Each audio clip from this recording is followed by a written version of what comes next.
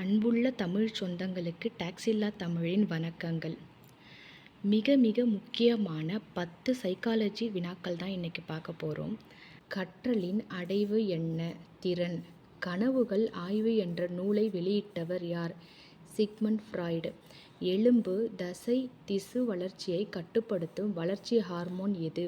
Pituitary. ஹோல்பெர்க்கின் ஒழுக்க வளர்ச்சி நிலைகள் எத்தனை? 3. குழந்தைகள் யாரை பெரிதும் விரும்புவார்கள்? பாராட்டுபவர்களை. கடவுள் எனப்படுவது எவ்வகை பொதுமை கருத்து? புலப்படாத கருத்து. குமார பருவம் ஒரு சிக்கலான அமைதியற்ற பருவம் என்று கூறியவர் யார்? Stanley hall. அவசர காலங்களை சமாளிக்க உதவும் ஹார்மோன் எது? அட்ரினலின். அனைத்து உயிரினங்களிடமும் வாழ்நாள் முழுவதும் காணப்படும் செயல் எது? கற்றல்.